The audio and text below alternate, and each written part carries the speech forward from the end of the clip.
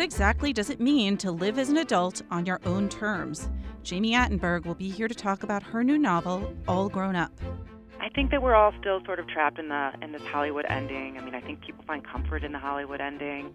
I grew up kind of loving the Hollywood ending, but then not seeing it actually apply to my existence. And I wrote it because I just wanted to see what it looked like. How much can we and should we determine our children's genetic future? Bonnie Rochman will be here to talk about her latest book, The Gene Machine. What's interesting and also a little freaky about tests like these is that you get a lot of information that may not exactly be clear. Alexander Alter will give us an update from the literary world. Plus, we'll talk about what we and the wider world are reading. This is Inside the New York Times Book Review. I'm Pamela Paul. Jami Attenberg joins us now. Her new novel is All Grown Up, and she is also the author of, this is her sixth novel, of St. Maisie and the Middlesteins. Jami, thank you for joining us. Thanks for having me. All right, let's start with the title, All Grown Up. What does that title mean? You know, the book is about a character who's trying to figure out what it means to be an adult, and her name's Andrea, and all the traditional milestones of adulthood don't necessarily apply to her. That she's not married, she doesn't have a baby, she's not really career focused in her life, and yet she's nearing 40 and she feels like she should be an adult by now, and she's trying to figure out what it means for her. So All Grown Up is, kind of ironic, but also accurate. Is it a generational story in a way? Because it seems like with Gen X specifically, the idea of the transition to adulthood has become kind of questioned and has changed. I mean, I wasn't thinking about it as Generation X, but yes, she is Generation X fully. And I'm Generation X. And maybe we're the last generation where we really kind of had the clear definition, or grew up thinking we had the clear definition of adulthood, but things sort of get blurry. It's not real just because you have a baby or get married. It doesn't necessarily mean you're an adult, but we were still taught that because our parents were, the 1950s generation. Was part of your idea in writing this to challenge the notion of what adulthood means? Sure, yeah. I mean, I certainly didn't feel like it was applying to me. What my narrator realizes about it is different than what I realize about it, but it did really force me to figure it out. I initially didn't even really want to write the book because I just thought, oh, now I'm going to have to know what it means, and I have to apply that to my own life and figure out where I'm at in my life. And I wrote it when I was 43 or 44. So, but then it was kind of helpful for me to assess it, and I kind of came out the other side a little bit smarter because of it, which is actually what you can really hope for when you write a book, is that you learn a little bit about yourself. What did you learn about what it means to be an adult? I learned that it's about the choices that I make and owning the choices that I make and knowing why I'm doing what I'm doing. And I just did a lot of soul searching on it because I just think that that you can do certain things to be an adult, but it doesn't. If you don't approach it in the right way, then it doesn't matter. They're just sort of items you can check off a list. So for me, I don't know. I feel a little bit more measured, a little bit more controlled about the choices that I'm making. Maybe a little calmer in my life. When it comes to sort of assessing someone and whether, in midlife and whether they're an adult or not an adult, I mean, part of it is about choice, and then part of it would seemingly also be about circumstance. Is that something you address in the book? I mean, there are things that happen to characters in the book. So it's not just about Andrea. It's about her mother, and she has a brother who's married to a woman, and they have a child who's born terminally ill. And then she has some really dear friends in her life, and one of them who she's watching get married and have a baby and things like that. And they, particularly in the storyline regarding the brother with the terminally ill child, I mean, they thought they were doing everything right, and then circumstance really sadly affected them. So it's how you deal with the things that are unexpected as much as you deal with the things that are expected. Let's start with your main character, Andrea Byrne. Who is she? She's a graphic designer in advertising. She is an art school dropout. She likes to drink wine. She has no interest in getting married. She lives in Brooklyn. She feels like a lot of people that I know or that I would see on the streets of Brooklyn. I also just think she's really funny and also incredibly flawed, and which makes me find her interesting. You've said before, and I think are open about the fact that you wrote this in part because this kind of character doesn't seem to appear very often, or perhaps realistically, in contemporary fiction. Why is that? Well, I didn't really want to write a single girl in the city novel, which this sort of technically is. I would only write it if I could break it and reconstruct it the way that I wanted to see it. I think that we're all still sort of trapped in this Hollywood ending. I mean, I think people find comfort in the Hollywood ending. I grew up kind of loving the Hollywood ending, but then not seeing it actually apply to my existence. And I wrote it because I just wanted to see what it looked like. And I wanted to see a character who even though she doesn't know everything that she wants, she more knows what she doesn't want. Mm-hmm. And I wanted to try on those shoes. I mean, that's why we write these things, so we can see what it's like, these novels. So we can step into the shoes of these characters. And I don't know, I don't always 100% know, what I want or don't want, but I wanted to learn in a way from this character. Even though, as I said, she's really flawed, I still just wanted to see what it felt like to be this person. And I think it would have been helpful for me to see a character like this in the past. So I kind of thought, well, maybe if I make it, it'll be helpful to somebody else. So in a way, it's fleshing out those choices. Is it also a defense of making those kinds of choices not to have the Hollywood ending? It's a book, right? It's a novel. So she's just a human being. I mean, a fictional human being. So it's an explanation, right? It's a representation of those ideas. But I wouldn't describe her as a role model. It's just what works for her. I think I want people more to just have an understanding of what works. What works sometimes for you doesn't work for other people, and vice versa. And so I don't know if it's I don't think it needs defending. Do you know what I mean? Mm-hmm. Like, I think it just exists, and again it's a piece of art to me. It's a piece of fiction, so it's a whole story. It's not just about these talking points. It's a book. You mentioned earlier that you wrote it in part to get an understanding for yourself about this character. With your work in general, this is your 6th book. Do you see it as a kind of working on a continuum, or with each book do you kind of break with what you did before and try to challenge yourself in a new way?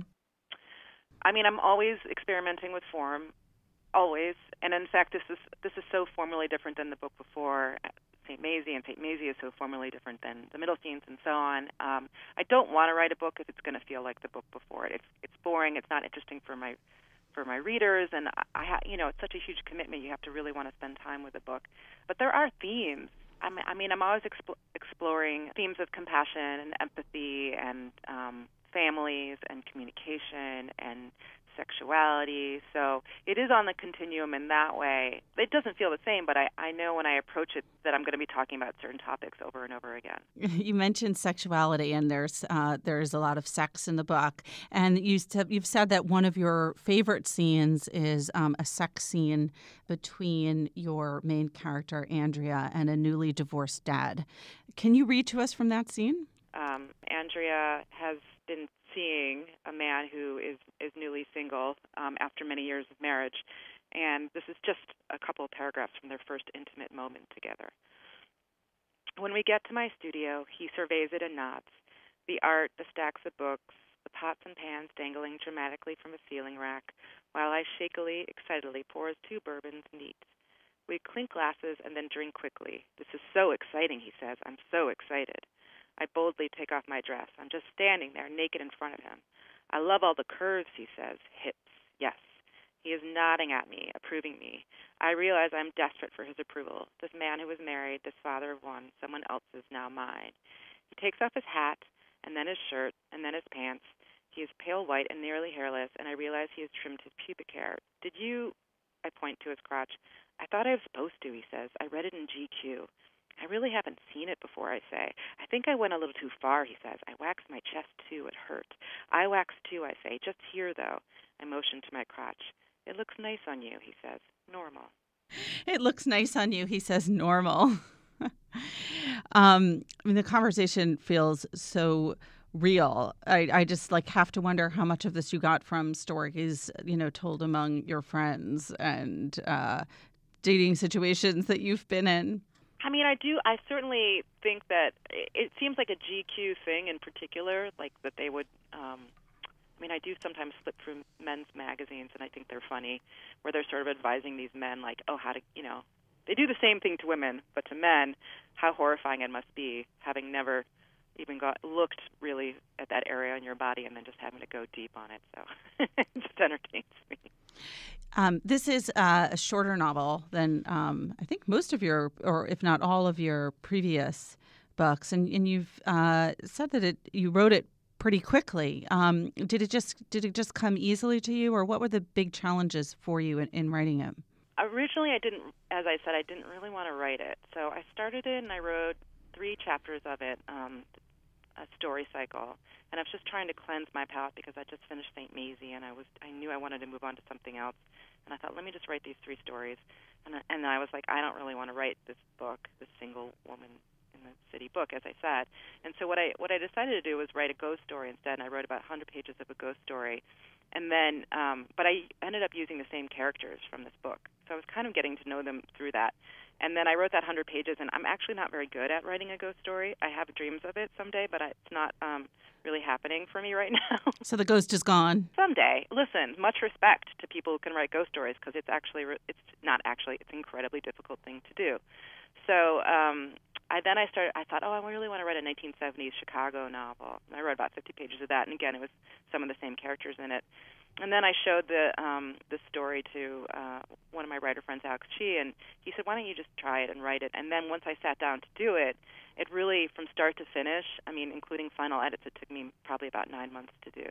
And I just cruised right through it because I found a way in. Once you find it, for me, I'm really good at just sitting down and focusing and writing 1,000 words a day and just shutting off everything in my world and making my whole life about completing that book. I've really set up my life around that, though. I don't have kids, and I can really just channel my energy in one single direction. What makes writing a ghost story so hard, and why did you abandon it? Oh my gosh, have you ever tried to write one? No. Well, it's, first of all, you have to have like a great plot. Second of all, you have to know how to make things scary. I think I could make things creepy, but I didn't know how to make things scary.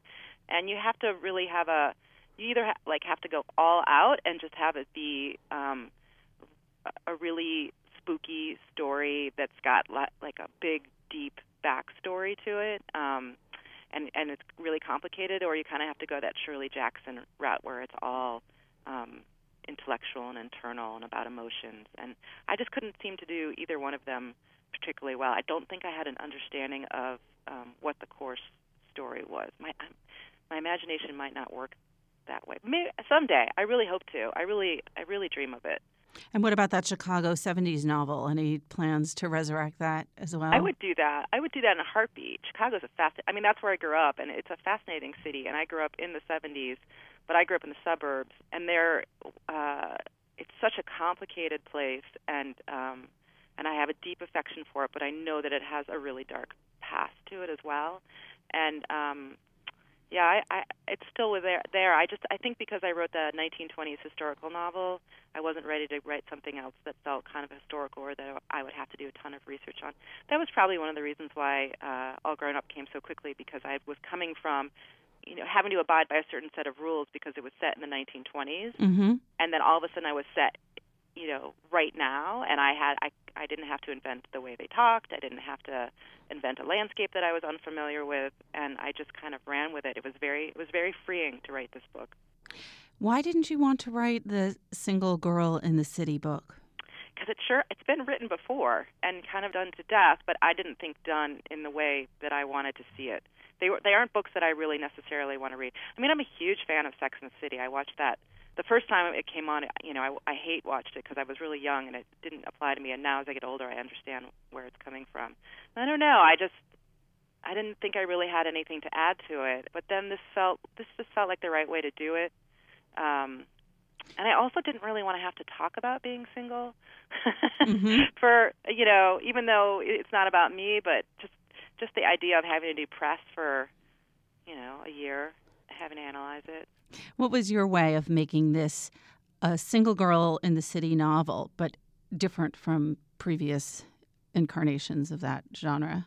Well, at the core, it's about somebody who really doesn't ever want to get married. So just that dynamic alone, like she's not really looking for love, that she's single and she's alone, but she's not lonely. She's quite content with her status in that way. And then structurally, the book is different and innovative. It's got, it's told in a series of short stories or vignettes, and it moves all over her life. So you see her when she's a kid and when she's 16 and when she's 23, and there's a lot of time shifting that goes on in the book, so that felt kind of fresh and innovative. I wanted you to see the entire person, the entire character, and it very quickly dispenses with the idea that it is even really about being single and that it's more about being happy.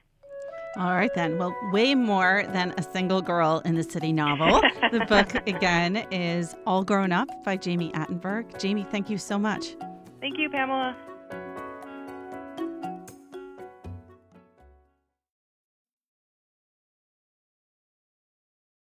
Bonnie Rochman joins us now. Her new book is called The Gene Machine: How Genetic Technologies Are Changing the Way We Have Kids and the Kids We Have. Bonnie, thanks for being here. Thanks for having me. What exactly are genetic technologies? Genetic technologies, it's a really broad, encompassing term. So genetic technologies can involve anything from a blood test to genome sequencing, which is kind of the pinnacle, the be-all, end-all, where you can read your genetic code, meaning decoding all 20,000 plus genes that every human has. It encompasses a wide array of different sorts of tests. So everything that from a single, where you're looking at a single gene to see if there's a change in that particular gene that codes with disease, all the way up to testing every single gene. And I'm assuming that with regard to the subject of your book, you're talking about technologies that take place either prior to conception with the parents or sort of running through childbirth and perhaps afterwards? Yes. I try to create this broad arc. So there are, kind of what I like to say is that this ain't your mother's pregnancy anymore. Things have really, really, really changed, and it is now possible to test embryos that are made via IVF, so at a fertility clinic. So you can test these embryos to see if they have the correct number of chromosomes all intact and in the right place before you even would implant those embryos. And the idea there is to give a woman the greatest chance of winding up with a healthy baby, which of course is the goal of any IVF clinic. All the way to genetic testing after a child is born, specifically in cases where a child just isn't really developing on track, not meeting milestones, and there seems to be something awry, but doctors really can't figure out what it is. So in the past, the only recourse was to, if a genetic cause was suspected, the only recourse was really to kind of test a very small number of genes or individually one by one to say, okay, maybe this child has this disease or maybe that disease. And now with genome sequencing, you can test for basically every possible thing that could be wrong all at once and try to reach a diagnosis in that way. So it's been very, really revolutionary for families who have children with undiagnosed rare diseases. I think most parents who had kids even a decade ago or earlier are familiar with some of the testing that's done prior to conception, the sort of genetic testing of parents to see if they're carriers of various diseases. Was that the first technology in this group that you look at that was developed, and when did that start? Well, carrier screening has been around for a while, and that really was the first genetic test that was incorporated into pregnancy. Now, when I say incorporated into pregnancy, that kind of opens up a whole different can of worms because in some cases it's not applied in the most comprehensive way. So some women, depending on where they live in the country, may be offered more testing. Women in big cities and large metropolitan areas like New York City have access to a lot more testing. But it really developed back in the 70s when it started with a disease called Tay-Sachs, which affects the Ashkenazi Jewish community, so Jews of European descent. It also affects the Irish community and French Canadians more than it does just the general population. And that came about as a result of a geneticist at Johns Hopkins who was asked to consult on the diagnosis of the child of one of his interns, and he had to deliver the devastating news that this baby had Tay-Sachs disease, which is a neurological disorder that is typically fatal before kindergarten. At the time, this particular family, what was so emotional and kind of doubly devastating about this particular situation is that this family, at the time, the mom was pregnant with another child, and no one knew if this baby had also had Tay-Sachs. So they had just gotten what amounted to a death sentence for their baby, and then she was pregnant, and they didn't know if this second child would also have the disease. So as a result of this whole saga, the doctor, Mike Kabak, worked with some other researchers to help develop a screen that could be used either before a couple gets pregnant or once they're pregnant to test both parents and determine if they're each carriers for Tay-Sachs disease. And when anyone is a carrier of what's called an autosomal recessive disease, they have a 25% chance of having an affected child. So in 3 out of 4 times, the baby's going to be totally fine, but in 1 out of 4 times, the baby is going to be affected. And this isn't like some kind of just annoying quirk that you can brush off. It's a horrible, devastating disease. So that marked the beginning of carrier screening, and then more screens have been developed. So anyway, so we are now at this point where a lot of people in the genetic testing industry are saying perhaps we should move more towards universal carrier screening. Before we get into the other kinds of testing that are now available, what happened with that second baby? Were they able to test the fetus in utero and determine whether or not he or she had Tay-Sachs? So they did not test in utero. The doctor talked to the parents, and there was a lot of concern that the parents, especially the mom, just would not be able to handle it if she found out that her second child had Tay-Sachs. And as a mom myself, I can totally see that and imagine that agony. So instead what happened is they decided to continue the pregnancy, and then the parents decided that they would not see their child until they knew whether the baby had tested positive or negative for the disease. So there was this mad rush as soon as the baby was born to gather the baby's blood and to send it out to various researchers across the country who worked in conjunction with this doctor at Johns Hopkins, and they were able to test for the presence of the enzyme that indicates that disease is present, and the baby did not have it. So it was this incredibly joyous moment.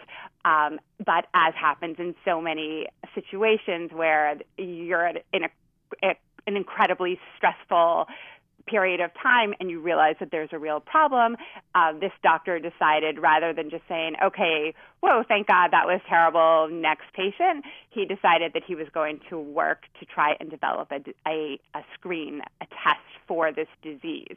And so it came about after this baby was born.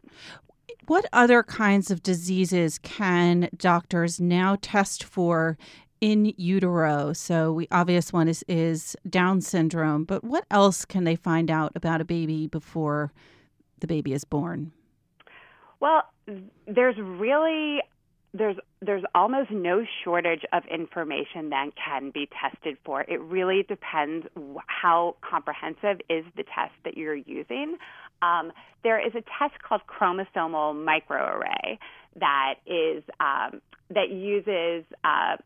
genetic material, DNA, fetal DNA, collected via amniocentesis, or a procedure called chorionic villus sampling that's can be done a bit earlier in pregnancy during the first trimester.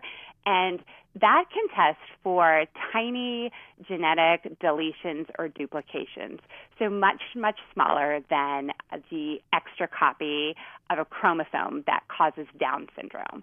And what's interesting and also a little freaky about tests like these is that you get a lot of information that may not exactly be clear. So almost every day now, we read in the pages of the New York Times, we hear on TV that there's a different gene associated with a disease, and that's a process that's called gene discovery. Mm-hmm. And so that's really fantastic because the more genes that we know are associated with diseases, the more we can work for treatment and ideally cures. However, when you find these tiny, almost, I like to call them genetic blips. So these tiny little bits of, it's like if you imagine a sentence and you leave out one letter and you're writing an email, you know how to read that word. Missing a letter doesn't matter. And so in genetics, sometimes that missing letter matters and sometimes it doesn't. And doctors are still very much in the discovery process, trying to figure out when it matters and when it doesn't. So if a parent gets information, a kind of unclear information, so say you're missing, like I said, you've got 20,000 plus genes. So if you're missing 3 of them, does it really matter? And of course, the answer is it depends what those genes are, what those genes do. And so you've got parents who are now finding out this sort of information and are really unclear, in some cases, about how to proceed with a pregnancy. This raises all kinds of ethical questions. The most obvious one that people are familiar with is, of course, genetic testing with regard to gender. That happens a lot in China, for example. And there's a whole fear around the idea that we are going to be breeding, quote unquote, designer babies. What are the issues at stake here? Designer babies is a really laden, really fraught term. So what exactly is a designer baby? I go into that in my book. I find the term really fascinating. It's kind of bandied about very derisively, but really you can even, if you take a step back, you can think of a designer baby as an embryo that is selected specifically because it does not have a particular disease. And that is already done all the time through a procedure called preimplantation genetic diagnosis, where if you are trying to avoid passing on a specific disease, you can create embryos and select the embryo that does not have that particular disease. When we talk about, so to me, that seems like, okay, you are designing a baby to not have a disease. Often, however, I think that when people say designer babies, instead of talking about removing a characteristic, they are talking about imbuing a baby with certain characteristics. And the truth is that we are not there yet. So we don't know how to build a baby Einstein or create the next Yo-Yo Ma or the next Steph Curry. We just have not figured out how to do that. And the reason we haven't figured out how to do that is because multiple genes result in intelligence, in athleticism, in musical ability.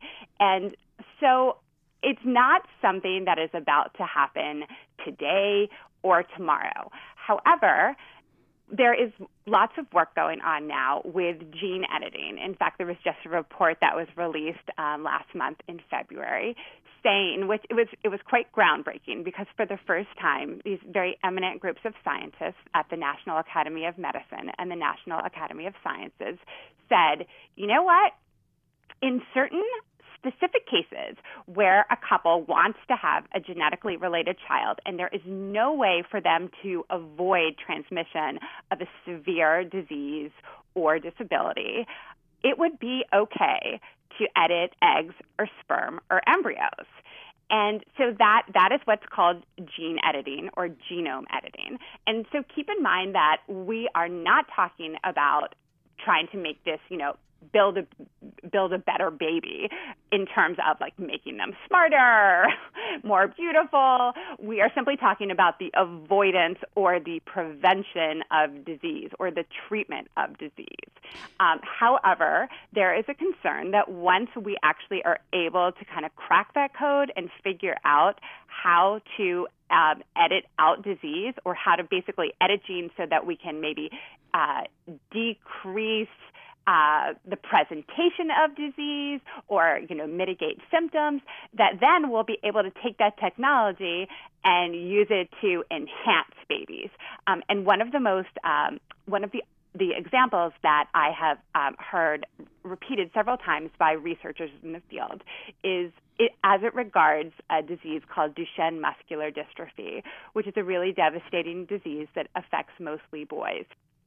And it's a disease that's really marked by muscle atrophy. And so there are currently researchers who are working on gene editing to address the muscle atrophy issue. So let's say researchers can figure out how to do that, and they feel very optimistic that they're on that path. It doesn't take a huge leap of imagination to conceive of a scientist or parent wondering if they can then use this muscle strengthening technique that has been therapeutic and use it for enhancement purposes. And that's where the ethical issues get really sticky. Given all of the possibilities from disease prevention to, maybe some of those stickier, creepier things that one can do or one can select for during pregnancy or before, is there a lot of money for this research? Who's funding it? Well, that's a great question. So currently in the U.S., we can't do research on embryos no one in the world allows research on embryos that are then going to grow and develop and be implanted into a woman's uterus and result in a baby. So we're not on the cusp of someone giving birth to a designer baby. As far as who is funding this, the National Institutes of Health and the National Human Genome Research Institute, everyone is extremely, extremely interested in gene editing for prevention of disease. Having looked at the range of things that can be done and are being done already, what to you is the most exciting sort of prospective research that's being looked into right now? And on the flip side, the most potentially worrisome? So to me, what seems to have the most potential is newborn genome sequencing, which sounds a little crazy, but there are 4 universities around the country that are already doing this on a research basis. So every baby that's born in the United States gets what's called newborn screening. You may not even remember this happening if you've had a baby. You're in the hospital, you've given birth, you're totally wiped out, you're delirious, you're also thrilled. And your baby's heel is pricked and a tiny couple drops of blood are removed and then sent to a state lab for analysis. Usually it's analysis for the presence of about 30-odd diseases. And the key to selecting those diseases is that they are severe, in some cases fatal, and there is a treatment that can be implemented right away to help avert that. So newborn genome sequencing is quite different. So instead of focusing just on these 30-some diseases, it opens the floodgates. So you are looking for, it could really detect most anything. The key is that, so the good thing about it, the amazing thing about it, is that you could detect disease that would not be picked up by newborn screening. And that happened to a family who I interviewed. Their baby had died of SCID, other kind of commonly known as bubble boy disease, because it was not included on the newborn screening panel in Texas at the time that their son was born. And he died. And yet, that disease could have been detected via newborn genome sequencing. And so you can imagine how amazing that would be if you're able to detect disease that can be treated and you can save a child's life. So that is just flat out wonderful. On the flip side, though, this same test is able to detect so much, and much of what it is able to reveal is only risk, not certainty. So parents could, in theory, get a bunch of information about heightened risk. And it is not clear, this is really one of the main themes of my book, it is not clear if knowing about risk when there is nothing to be done about it is really helpful. Mm-hmm. Would you, if you were pregnant again with another child, I know you already have 3 kids, but would you want to get this full array of testing yourself? I would not want this full array of testing. I would want some of the testing, but I would pick and choose what I would get. So I would not want the sort of testing where I would find out about risks throughout my child's lifetime and things that could potentially happen. I would want results for child-onset diseases in cases where I would be able to do something about it. That's a term that in the medical field, it's known as actionability. So are you able to actually do something about it? And if there is something to do, I would want to know about it. Now, I actually experienced this on a much smaller level when I was pregnant with my 3rd child. And a concerning finding was discovered on ultrasound. There was something called a choroid plexus cyst, which is really a tiny cyst in a fetus's brain. And as you can imagine, that sounds absolutely terrifying. And so I proceeded to have an amniocentesis to make sure that my baby did not have trisomy 18, which is a genetic condition where, Down syndrome has 3 copies instead of 2 copies of the 21st chromosome. Well, trisomy 18 has 3 copies of the 18th chromosome. And it is a more severe condition than Down syndrome. And I was very worried about that. And so choroid plexus cyst can be a marker for trisomy 18. So I decided to go ahead and have an amniocentesis to just see what I was dealing with. And I got a call from the lab, and they told me, all clear, your baby does not have trisomy 18. And I just dissolved into tears, tears of happiness, obviously. And then I remember, because I'm a journalist, I said to them, that is amazing news. Thank you so much for calling me on a Saturday. Can you please send me the lab report? I just like to have that sort of information. So a couple days later, it gets shoved through my mail slot, and I open it up. And lo and behold, I find out that while my daughter does not have trisomy 18, she has another genetic oddity called inversion 9, where her 9th chromosome is flipped. So the top is on the bottom and the bottom is on the top. There's no missing genetic material. There's no additional genetic material, but it's just, it's inverted. And there is no, the report said there is no clinical significance, which of course to me as a mom was not super reassuring.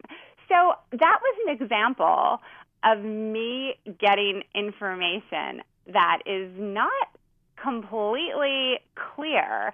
And I am happy that I have that information because I feel like it could be valuable, very valuable, if a couple years down the road, the research changes. And let's say there are there is disease risk or a disease associated with this inverted ninth chromosome. I want to know about that so that I can help my daughter. On the other hand, it really freaked me out in the beginning when I first found out about it. And I must say, I do think about it from time to time, and my husband and I joke about it when our third child throws a tantrum or when she's being particularly difficult. She is certainly the most high-spirited of my three kids. It's that inverted gene. Inversion 9. So, that is an example of just unclear information and also information that you did not specifically request. Is that helpful, or does that really freak you out? All right. Obviously, a very complicated issue. Everything that reassures us also can cause more fear. Bonnie, thank you so much for being here. Thank you, Pamela. It was a pleasure. Bonnie Rochman's new book is called The Gene Machine: How Genetic Technologies Are Changing the Way We Have Kids and the Kids We Have.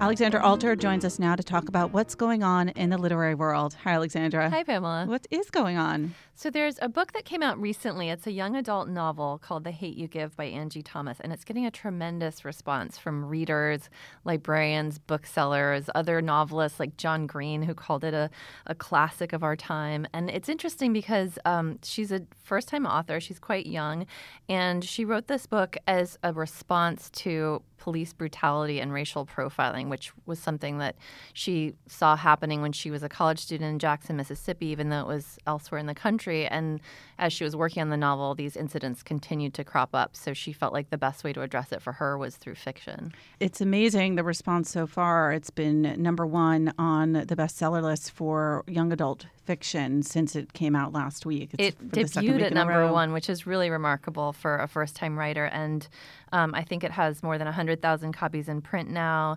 It was picked up for publication by 19 foreign publishers, and it's being adapted into a film by Fox 2000. So, wow, that's a lot of big news. And it's interesting, the foreign rights, too, because there has been this idea that maybe is just not true or no longer true that, stories about African Americans don't translate overseas. That has been, I think, perhaps a perception, possibly a misperception in the publishing industry, and this book is proving that is not the case.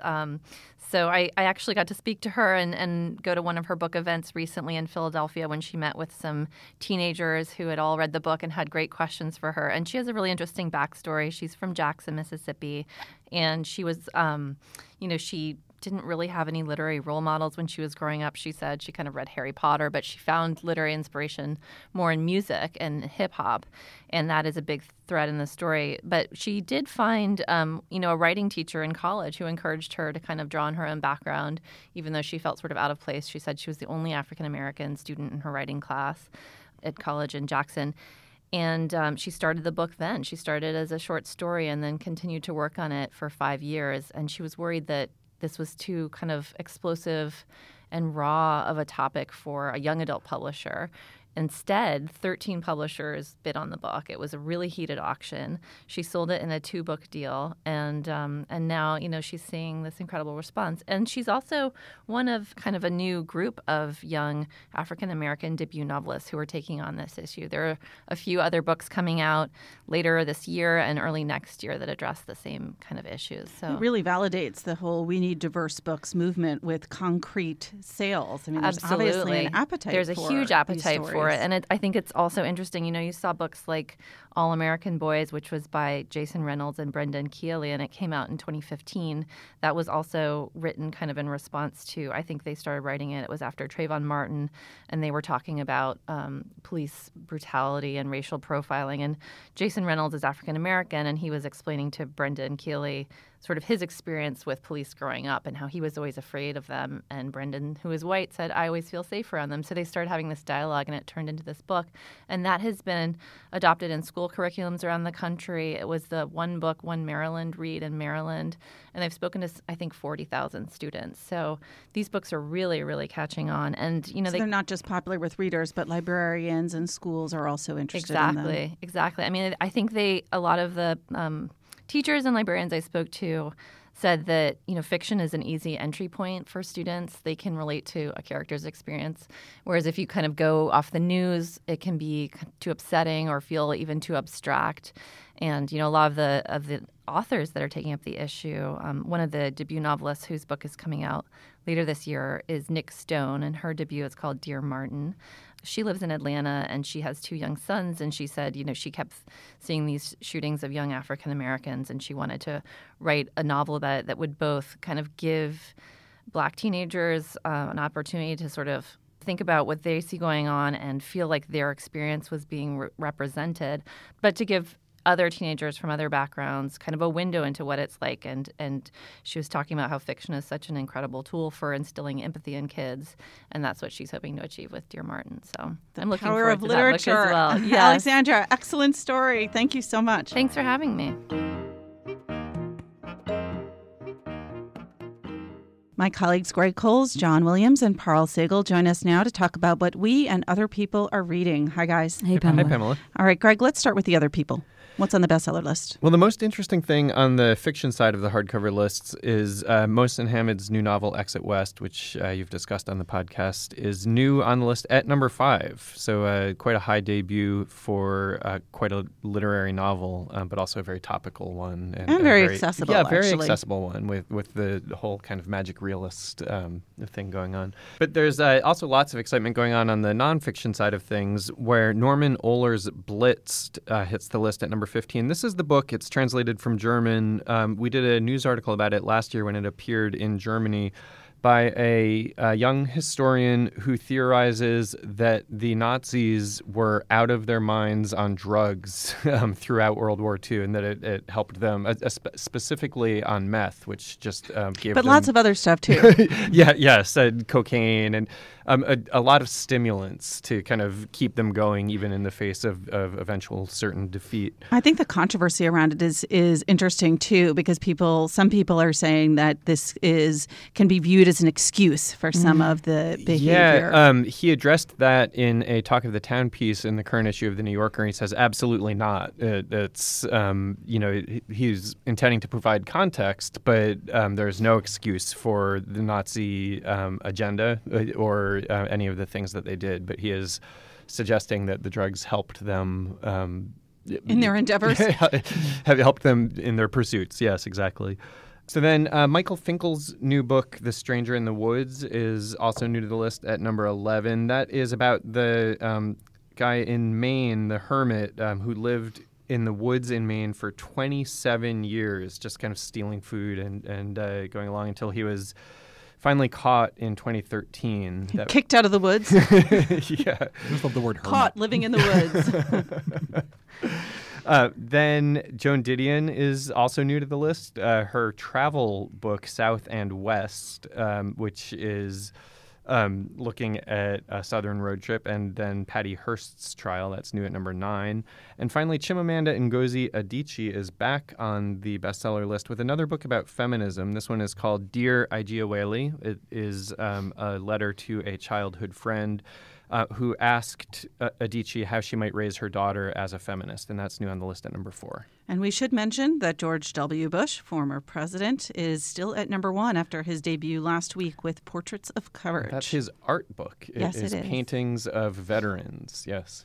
All right. That brings us to John. What are you reading other than the George W. Bush art? Nice segue. I read 2 things this week, or I read one and I'm halfway through another. The first thing I read, just randomly plucked off my shelves, was a collection of short stories from 1990 by a writer named Larry Brown called Big Bad Love. And he's a very Southern writer. These are stories about dudes who are, down on their luck, don't have much money, have bad marriages, bad relationships. They drink too much. They drive trucks. But he's very good at what he does. There is something very 1990s about these stories that it's hard to put my finger on. I think you kind of have to have been, if you're a short story fan from that time, I think you'd know what I mean. But he has a way with little phrases. He's very funny. He says he meets a woman or a character meets a woman at a bar, and he says, self is everybody's favorite subject, and they'll think you're a brilliant conversationalist if you get them started talking on that. And then later he's talking about these cats in his backyard that he wants to get rid of, and he says, because they're toying with these rabbits. And he says the only thing was they kept the rats away. And I guess a man has to give up one or two things to get another thing or two. But I went and got me a hammer handle and put that baby rabbit out of its misery. So there's a lot of that kind of grim Southern humor and, relationships with people and animals. And then I'm halfway through. You just described hammering a small rabbit as quote unquote relationships with animals. Well, no, but they're rats and Those cats. are your relationships with animals. I love animals. Man. Don't nobody write any letters. I love animals. There are also relationships with women in here. Right. Wow, Greg. Well, Wow. they don't go much better, actually. I mean, Oh, man. It's very funny, this book, but it's also, it's very much like marginal. As we stare at you in marginalized. horror. Yeah. And then a very different book, the recent novel by the experimental writer Steve Erickson called Shadowban, which we had reviewed, I think, a few weeks ago. Greg would know better that's than right. I do. And just in the one-sentence description of this book, you get an idea of how insanely imaginative it is. It's about the Twin Towers reappearing suddenly in the Badlands of South Dakota. And in one of them, way up on the 90-something floor, lives Jesse Presley, Elvis's stillborn twin brother. Who's now alive. He's the one who survived. And the towers sort of emit music that people hear, and thousands of people come to this very remote area to sort of stand outside them as pilgrims. And there are these two young people driving from California who are going to get there eventually and are interested in taking part in the whole situation. And it's these very short, sort of less than a page chapters over and over, and it's very propulsive and obviously very imaginative. It is propulsive. It's a hard novel to figure out exactly what's going on at any point. I'd say the appearance of the Twin Towers is kind of a MacGuffin in it. It's really a book about American music, through and especially music as a way to knit the culture together post 9/11, and so that's where the towers come into it. The two young people driving across are a brother and sister. One is black and one is white. And their parents were musicians, or at least their father was. Their father was a musician and a DJ with just a huge depth of knowledge about American music, and he's given them a playlist. And so this is a book that is really exploring American music. I sense a through spoiler coming from you. coming on. No, I'm going to finish it in the next couple of days, so maybe I'll spoil it next week. Parl, you've got a very slim, ominous book there in front of you. Why are you reading Freud? I'm reading Freud. My child has stopped sleeping, so I'm reading Freud on dreams. And not only just this is my mom's old copy, which I love, and it's this tiny, slim little book. And it's not Interpretation of Dreams. On Dreams was written a few years after. It's kind of like Freud's own Cliff's Notes version, but it fits so beautifully in my coat pocket that I just, it's perfect train reading. It's a nice size. Yeah, and I've read it before, but I think it's only upon this rereading that I'm realizing, and I can't be the first person that's noticed this, but Freud is an amazing literary critic. And what he's actually doing is a kind of literary criticism. He presents these little dreams that he's had, patients have had, and then he carves them up. Then he looks at this symbol. Then he looks at, well, what does this mean? And why is this point of view being taken? And it's just kind of this really lovely, unself-conscious literary criticism that I'm enjoying every morning. And I think anything that allows you to look at your fellow man and realize how thwarted he is on the Q train in the mornings is really, really, really helpful to me these days. Have you read Interpretation of Dreams? Yeah, I have. Okay. Yeah. And would you? Is it okay to start with the smaller no, one? No. Because I'm always intimidated by that. It's like read it. Right. It's It's so on my much shelf better. for years. It's richer. It's weirder. This is very surface level. But again, my child is not sleeping, so I don't know where I'm going or what I'm doing, and it's more simpler sort of foray into this. It's what she can digest right now. Freud isn't necessarily right about any of these interpretations. Is that right? But then neither are literary critics. But how can you be right about interpreting a dream? Wait. Let's not start the Freud wars. I mean, that could be or the like literary critics wars. The table. I mean, at least literary critics can say this symbolizes that, and base it on other things going on. And there is a real conscious effort. On the part of the writer? On the part of the writer, where dreams, it's just kind of where your imagination takes you. And so, I mean... I don't know, but then that's also to say, this is a really interesting thing that I do think about a lot when I'm reviewing a book, is how much does the book actually belong to the writer? Mm-hmm. Interpretation is its own beast, sure, right? You can see things that the writer didn't know that they were doing or not aware that they're doing, in the same way that unconsciousness motivates all kinds of creativity in dreams and in And they also just fiction, might touch a too. nerve in you just because of how your nerves are built. Right, and I think mean, it's rather also than- like the weird thing about any kind of like analysis or criticism is that a certain level of charisma can kind of make you right, which is really hard to sort of defend. But it's just like if you're charming enough and persuasive enough. I think yeah, Adam you know. Phillips is very much in that vein. Exactly. Carrying on that tradition. But it's great fun, and I'm Right, sort but of, you don't necessarily believe him, but you enjoy reading him. Yeah, well, and you want to believe him. Yeah. All right, regular listeners will be relieved to know that Greg Coles has not logged in the Power Broker this week. This is another biggie, though. This is a kind of this is an interesting way to go as a diversion from a 1,300-page book. Yeah, well, you'll remember that last week when I talked about The Power Broker, I had done this kind of frenzy of reading that took me like deep into the middle of that book. I was like 600 pages in. And I think because I read so much so fast to get to that point, I burned out a little. And I have not read more than, another 20 pages in The Power Broker since I talked about it last week. And so I elected not to bring it in this week. And what I've picked up instead in the meantime, but only just picked up, and I don't know yet that I'll read this instead of continuing on with The Power Broker, is Hilary Mantel's French Revolution novel. It's called A Place of Greater Safety. I'm a big fan of Mantel's in general. Of course, the Thomas Cromwell books, which I am waiting along with the rest of the world for the third installment of those to come out. I also liked her novel Beyond Black, which is a much more contemporary novel about a psychic who's kind of harangued by a passel of ghosts. That's the one that people keep recommending. It's a lot of fun. It's dark. It's Beyond Black. It is. It's very funny. And it shows what it might be like for a medium because she is these ghosts' only conduit to the living world. They're just like pesky kids hanging on, hey, do this now, but carry this message. And she drives her crazy. So it's, and it's really about her life as she carries on in the world. and her own characters, right? My favorite fact about Mantel is that when she is writing a book, she imagines her characters in the room. She'll pull out a chair for them. Yeah, so she does live in a world populated by ghosts of her own invention. And I mean, there's some of that even in the Tudor novels. Yeah. Cromwell himself, as his family is dying off, he's kind of in constant conversation with them to the extent that it feels like they are a ghostly presence, whether she intends that in a supernatural sense or not. They are kind of always there haunting him. One thing that she is so good at, she's such a physical writer, such a kind of sensual, like it just puts you right there.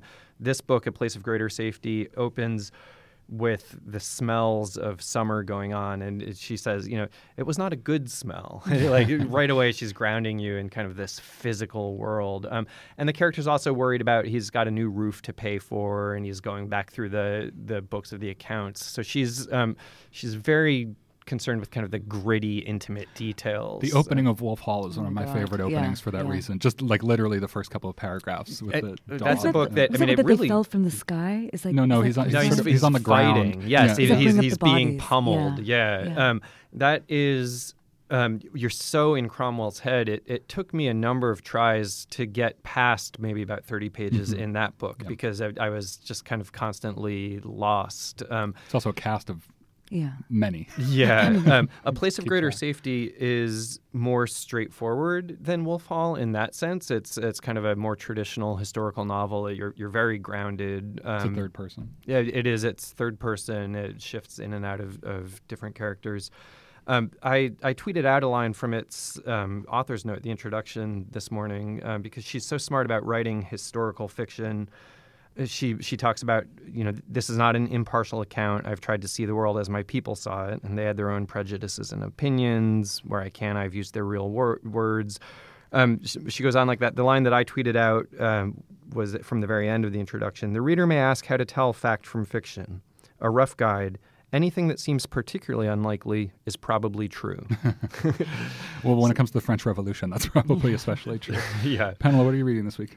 I'm still reading Candice Millard's The Destiny of the Republic about President Garfield, a very short-lived presidency, and also about the sort of science and technology of that era. But I want to read one little bit aloud that is about Garfield as a reader. So this is shortly after he moves into the White House. Lucretia is his wife. With a family to raise in a dangerously neglected house, Lucretia was eager to get started, but she refused to paint a wall or replace a curtain before she did her research. Garfield accompanied her on a trip to the Library of Congress so that he could see his old friend Ainsworth Rand Spofford.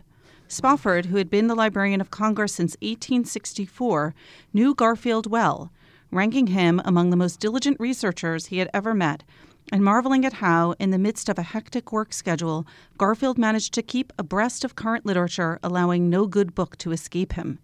Whenever Spofford received a box of books from New York or Europe, he would send word to Garfield so that he could have the first look.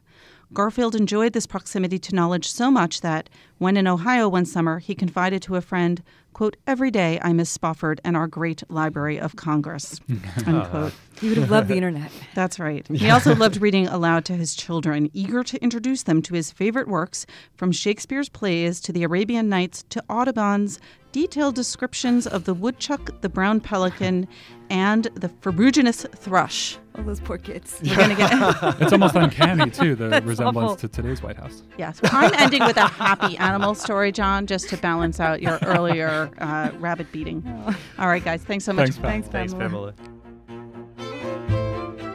Remember, there's more at nytimes.com/books, and you can always write to us at books@nytimes.com.